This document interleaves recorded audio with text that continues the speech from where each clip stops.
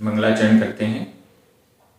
अर्हंत भासियत्थम गणहर देवेहि गंथियम सम्मम सुत्तत्थमगणत्थम सवणासाहन्ति परमत्थम। बोलिए श्री 1008 शांतिनाथ भगवान की जय। आचार्य श्री कुंद कुंद स्वामी की जय। आचार्य गुरुवर विद्यासागर जी समय सागर जी महाराज की जय। मुनि पुंगव श्री 108 सुधा सागर जी महाराज की जय। हम सभी बड़े सौभाग्यशाली हैं जो हमें आचार्य कुंद कुंद स्वामी के महान ग्रंथ अट्ठपाहुड़ के अध्ययन का अवसर मिल रहा है। तीसरा सुत्त पाहुड़ चल रहा है। इस सुत्त पाहुड़ में अच्छी अच्छी गाथाएं हमें प्राप्त हो रही हैं जो हमारे कल्याण में निमित्त भी बनेंगी। आज हम 2 गाथाओं का अध्ययन करेंगे, क्रमशः गाथा क्रमांक 16 और 17। ये दोनों गाथाएं महत्वपूर्ण हैं और बड़ी आसानी से हम इन्हें समझने का प्रयास भी करेंगे। चलिए प्रारंभ करते हैं। गाथा क्रमांक 16। उच्चारण। एण एण कारणेण कारणेण य तम अप्पा अधपा पुरपा अप्पा सद्दहेह अधदा पुरदा सद्दहेह तिविहेण तिविहेण जेण जेण य लहेह लहेह मोक्षम मोक्षम तम जाणिज्जै अधज पुरज जाणिज्जै पयत्तेण पयत्तेण एण कारणेण य एण कारणेण य तम अप्पा सद्दहेह तिविहेण तम अप्पा सद्दहेह तिविहेण जेण यलहेह मोक्षम जेण यलहेह मोक्षम तम जाणिज्जै पयत्तेण तम जाणिज्जै पयत्तेण। बड़ी अच्छी गाथा है। एण कारणेण य य और एण कारणेण एण इस कारणेण कारण से इस कारण से। ऊपर जो वर्णन चल रहा था गाथाओं में कि आत्मा के प्रति श्रद्धान जरूरी है, मात्र धार्मिक क्रियाओं के करने से मोक्ष नहीं मिलेगा। आत्मा पर स्वयं पर श्रद्धान विश्वास आवश्यक है, आत्म जागृति आवश्यक है।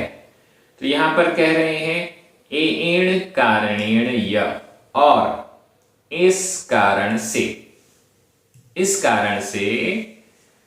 तम अप्पा सद्दहेह तिविहेण। तम यानी उस अप्पा आत्मा को इस कारण से तम उस अप्पा आत्मा को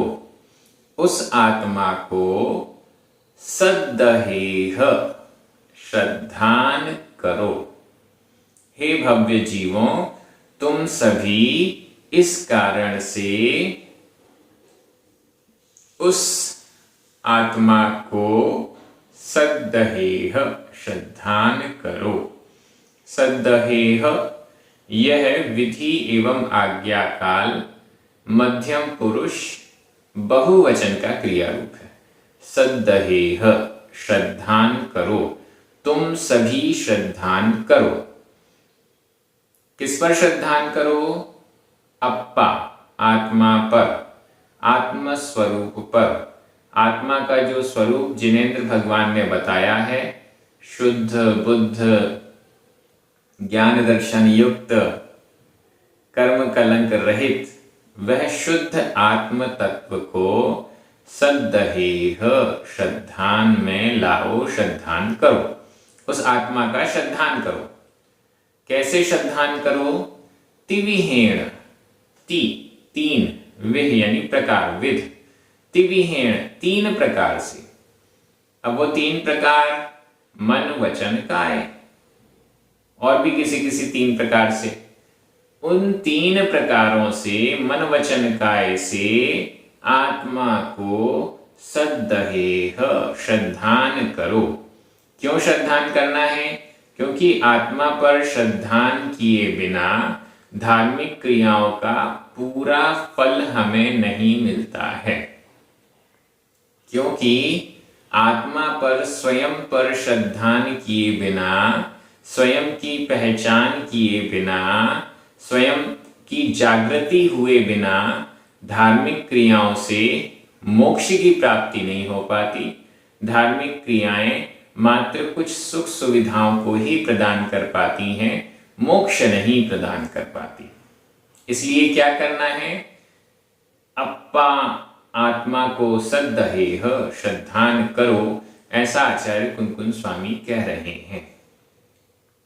जेण य लहेह मुखम, जेण जिससे, जिसके कारण, य और जिसके कारण, लहेह प्राप्त करो, मोक्षम मोक्ष को प्राप्त करो। आत्मा पर श्रद्धान करो और जिसके कारण मोक्षम लहेह, मोक्ष को प्राप्त करो। लहेह यह भी विधि एवं आज्ञा काल का मध्यम पुरुष बहुवचन का क्रिया रूप है। जैसे सद्दहेह श्रद्धान करो, तुम सभी श्रद्धान करो, वैसे ही लहेह तुम सभी प्राप्त करो। किसको प्राप्त करो? मोक्षम, मोक्ष को प्राप्त करो। किस कारण से प्राप्त करो? आत्मा पर श्रद्धान करो, इस कारण से, इससे मोक्ष की भी प्राप्ति होगी। आत्मा पर श्रद्धान नहीं करेंगे तो मोक्ष की प्राप्ति नहीं हो पाएगी, चाहे कितनी भी धार्मिक क्रियाएं करते रहें। इसलिए क्या करना है? जो कंडीशन पहले बताई गई थी, आत्मा पर श्रद्धान करना है और साथ में धार्मिक क्रियाओं को भी करना है, तो फिर मोक्ष की प्राप्ति हो जाएगी। जेण य लहेह मोक्षम, जिससे मोक्षम मोक्ष को लहेह प्राप्त करो। तम जानिजय पयत्तेण, इसलिए तम उसको, उसको किसको?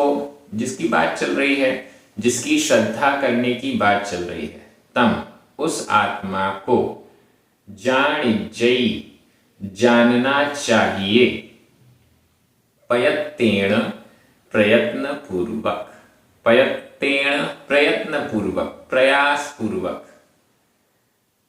प्रयास पूर्वक मतलब अगर कोई चीज समझ में नहीं आ रही है तो छोड़ दो, आगे बढ़ जाओ, ये नहीं होता प्रयत्न। प्रयत्न क्या है? अगर कोई चीज समझ में नहीं आ रही है, कोई चीज प्राप्त नहीं हो पा रही है, तो हम उसके पीछे लग जाएं, प्रयत्न करें, प्रयास करें, हमें ये वस्तु चाहिए ही चाहिए, हमें यह चीज समझनी ही समझनी है, हमें आचार्य कुनकुन स्वामी के ग्रंथों को पढ़ना ही पढ़ना है, चाहे कुछ हो जाए, हम तो इन गाथाओं का अर्थ समझ के ही रहेंगे। पयत्तेण प्रयत्न पूर्वक, प्रयत्न से, प्रयास करते हुए, पुरुषार्थ से, तम उसको, उस आत्मा को, जानिजय जानना चाहिए। कितनी अच्छी बात आचार्य कुनकुन स्वामी कह रहे हैं। पहले उन्होंने कहा आत्मा को जाने बिना, आत्मा पर श्रद्धान किए बिना धार्मिक क्रियाओं के द्वारा भी मोक्ष नहीं मिलेगा। इसलिए क्या करना चाहिए? क्या करो? तो सीधा आदेश मिला है, आत्मा पर श्रद्धान करो, मन से, वचन से और काय से भी। तिविहेण तीनों प्रकार से, जिससे मोक्ष को प्राप्त करो, इसलिए प्रयत्न पूर्वक उस आत्मा को जानना चाहिए। ये पूरा अर्थ हो गया है। अब यहां पर जो मुख्य बिंदु हैं, आत्मा को जानना, आत्मा को श्रद्धान करना। क्या होता है आत्मा का श्रद्धान करना? कुछ प्रश्न मन में उठते हैं। आपके मन में भी ये प्रश्न आया कि नहीं आया? सम्यक दृष्टि होना है, सम्यक दृष्टि होने के लिए आत्मा का श्रद्धान जरूरी है। आत्मा का श्रद्धान हुए बिना धार्मिक क्रियाओं का भी फल नहीं मिल रहा है। अब जो त्रियंच हैं या नारकी हैं, जो सम्यक दृष्टि नरकों में हो जाते हैं, या तिर्यंच भी हैं तो उन्हें भी सम्यक दर्शन हो जाता है। मनुष्यों की अपेक्षा असंख्यात गुणे तिर्यंच हैं जिन्हें सम्यक दर्शन है, और नरकों में भी नारकी मनुष्यों से तो कई गुना ज्यादा ही है। अब उन्हें आत्मा का स्वरूप कौन बताता है? इन नारकियों को और तिर्यंचों को आत्मा का स्वरूप कौन बताता है? प्रश्न आपको समझ में आ रहा है? यहां तो मनुष्य हैं, जिनवाणी हमारे पास है, मुनिराज हैं, अरिहंत भगवान भी चौथे काल में थे, उन्होंने बता दिया। यहां जो त्रियंच होते हैं उन्हें भी मान लीजिए उपदेश मिल गया, लेकिन नरकों में तो कोई अरिहंत भगवान नहीं जाते, कोई नहीं जाता। देवगण भी तीसरे नरक तक ही जाते हैं संबोधन आदि के लिए, 7वें नरक तक तो जाते नहीं। लेकिन सम्यक दर्शन तो हर नरक में उत्पन्न हो सकता है। तिर्यंच हैं, तिर्यंचों को कोई देव उपदेश देते हो जाके, ये संभावनाएं तो बड़ी कम हैं। लेकिन असंख्यात तिर्यंच हैं, उन सभी को तो देवों ने उपदेश दिया नहीं होगा। फिर कैसे वे आत्मा के स्वरूप को जान लेते हैं, सम्यक दृष्टि हो जाते हैं?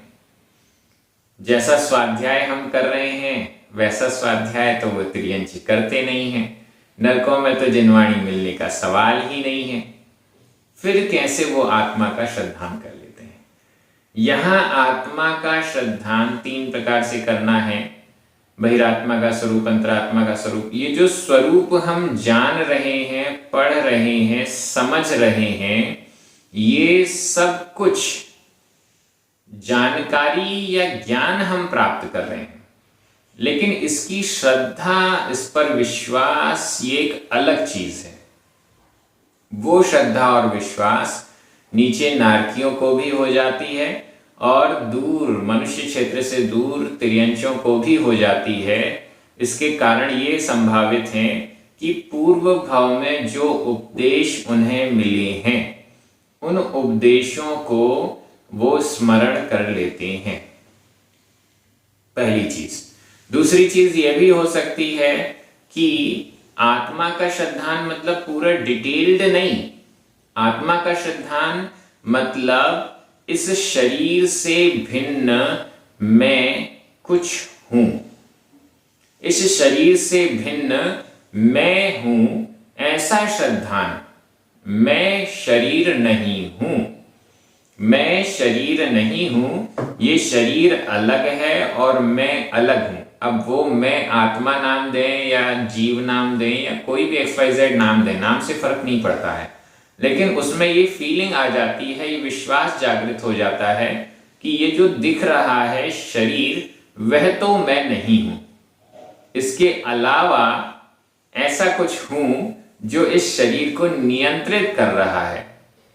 ऐसा चिंतन, ऐसा मन में आ जाता है, ऐसी जागृति आ जाती है, ऐसी फीलिंग आ जाती है।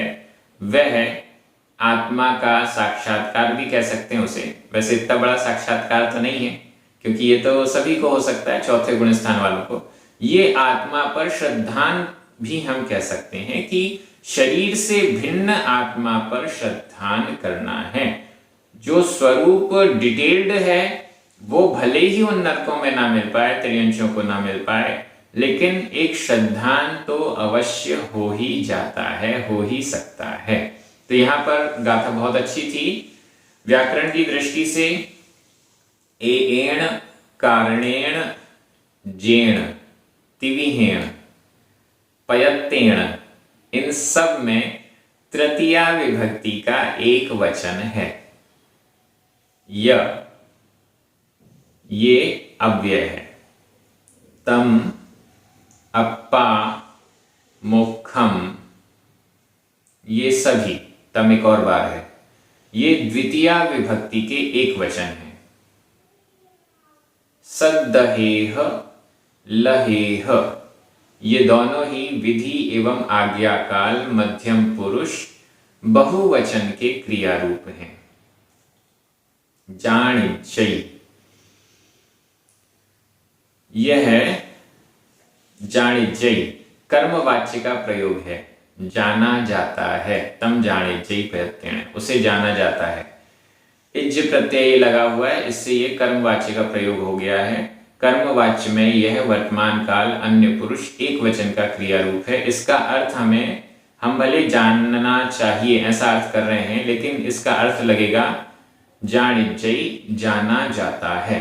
तम उसको, उस आत्मा को, प्रयत्न पूर्वक जाना जाता है। उस आत्मा को जानने के लिए प्रयास करना होता है, बिना प्रयत्न के आत्मा को नहीं जाना जाता है, पुरुषार्थ करना पड़ता है, ऐसा हम यहाँ अर्थ लगा लेंगे। जानिचै कर्मवाच्य में वर्तमान काल अन्य पुरुष एक वचन का क्रिया रूप है। इस प्रकार से व्याकरण भी हो गई। मैं एक बार हिंदी अर्थ कर रहा हूं, आपकी नजर प्राकृत शब्दों पर जानी चाहिए। और इस कारण से उस आत्मा को 3 प्रकार से श्रद्धान करो, जिससे मोक्ष को प्राप्त करो और उस आत्मा को प्रयत्न पूर्वक जाना जाता है। इस प्रकार से गाथा का अर्थ पूरा हो गया है। अब हम गाथा क्रमांक 17 पर चलते हैं। उच्चारण। वालग, वालग आधा गा पूरा गा, वालग। कोडी, कोडी। मत्तम आधा ता पूरा ता, मत्तम।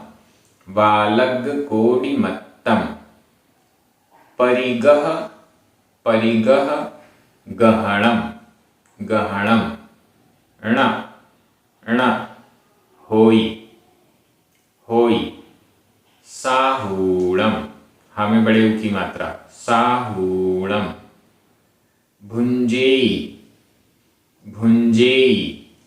पाणिपत्ते आधता पुरता, पाणिपत्ते। दीर्णम, दीर्णम आधना पूरणा 2 बार है, दीर्णम, दीर्णम। इक आधा का पूरा का, ठाणम्मि, इक ठाणम्मि। वालग कोडिमत्तम, वालग कोडिमत्तम। परिगह गहणम न होई साहूणम, परिगह गहणम न होई साहूणम। भुंजेई पाणिपत्ते, भुंजेई पाणिपत्ते। दीर्णम इक्कठाणम्मि, दीर्णम इक्कठाणम्मि। थोड़ा सा कठिन लगता है दीर्णम, लेकिन प्रैक्टिस करेंगे तो बन जाएगा। वालग कोडी मत्तम। परिगह गहणम, परिगह गहणम। परिग्रह का गहणम ग्रहण। परिगह गहणम, परिग्रह का ग्रहण। ण नहीं, होई होता है। साहूणम साधुओं के, साहूणम साधुओं के, जिन मुद्राधारियों के, निश्चेल जो होते हैं उनके। साहूणम साधुओं के। परिगह ग्रहणम न होई, परिग्रह का ग्रहण नहीं होता है। कोई भी बाह्य परिग्रह साहूणम साधुओं के ण नहीं होई होता है। 10 प्रकार के बाह्य परिग्रह बताए। धन, धान्य, दासी, दास, कुप्य, भांड, सोना, चांदी, क्षेत्रवास्तु। ये 10 प्रकार के जो परिग्रह हैं, परिगह गहणम न होई, परिग्रह का ग्रहण नहीं होता है साहूणम साधुओं के। कौन से परिग्रह का ग्रहण नहीं होता, इसका एक विशेषण देखिएगा। मतलब आचार्य कुंद स्वामी अगर उनको फॉलो कर लिया गया तो मोक्ष पहुंचा के ही मानेंगे। उनकी एक एक गाथा ऐसी है, अगर इन गाथाओं को फॉलो कर लिया तो जब तक मोक्ष नहीं होगा तब तक वो गाथाएं हमारा मार्गदर्शन करती ही रहेंगी। परिग्रह ग्रहणम, परिग्रह ग्रहण, कैसा परिग्रह ग्रहण, उसका विशेषण देखिए।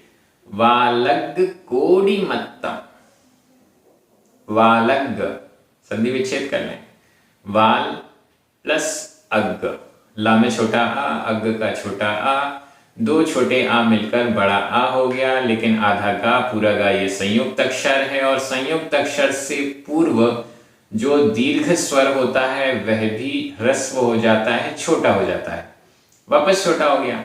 वालग्ग, बालाग्र, बाल अग्र, बालाग्र, बाल परिग्रह ग्रहण, कैसा परिग्रह ग्रहण, वालग्ग बाल का अग्रभाग, बाल हमारे सिर पर जो बाल है उस बाल के अग्रभाग बराबर, कोडी यानी कोटि, मत्तम यानी मात्र, बाल के अग्र के बराबर भी, मात्र बाल के अग्र के बराबर भी, इतने टाइप का, यहां कोडी का अर्थ है टाइप, इस टाइप का बाल के अग्र भाग बराबर भी टाइप का कोई परिग्रह ग्रहण साहूणम न होई, साधुओं के नहीं होता है। बड़े परिग्रह की बात नहीं की जा रही, छोटा परिग्रह भी नहीं रखते, चींटी बराबर भी नहीं, बाल के अग्र बराबर भी नहीं, बाल का ऊपर वाला लंबा हिस्सा नहीं, जो उसका बाल का एकदम लास्ट वाला कोना है, कोना कह लीजिए, अग्रभाग यानी कोना, बाल के अग्र भाग में जितना स्पेस है उतना छोटा भी अन्य किसी प्रकार का परिग्रह ग्रहण साहूणम, साधुओं के न होई, नहीं होता है। साधुगण थोड़ा सा भी परिग्रह नहीं रखते हैं, साधुगण थोड़ा सा भी परिग्रह ग्रहण नहीं करते हैं, थोड़ा सा भी कुछ ऐसा परिग्रह उनके पास नहीं होता है जो हम जैसे गृहस्थों के पास होता है। भुंजेई पाणी पत्ते, भुंजेई, जब उनके पास कोई परिग्रह नहीं होता तो आहार आदि कैसे ग्रहण करते हैं। भुंजेई, भुंजेई भोजन करता है, ये जो साधु हैं भुंजेई भोजन करता है, आहार ग्रहण करता है, यहाँ एक वचन है इसलिए ऐसा अर्थ कर रहे हैं, अपन तो आदर सहित बोलेंगे तो भोजन करते हैं, आहार ग्रहण करते हैं।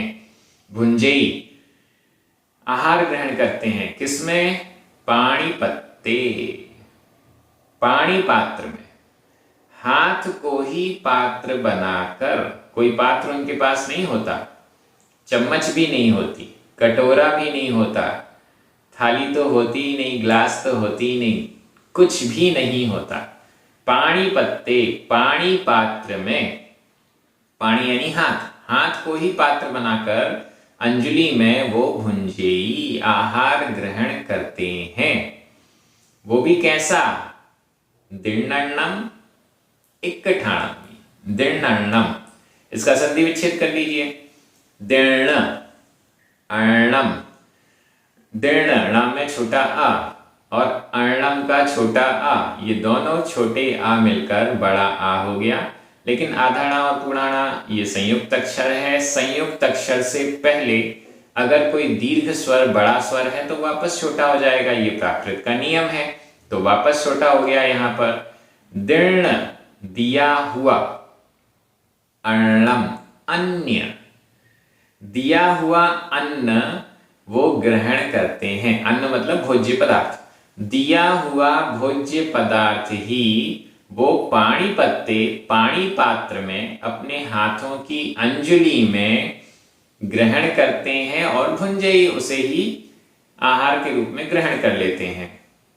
इक्क ठाणम्मी, इक्क एक, ठाणम्मी स्थान पर, एक स्थान पर खड़े होकर, देखिए एक एक बात क्लियर कर रहे हैं।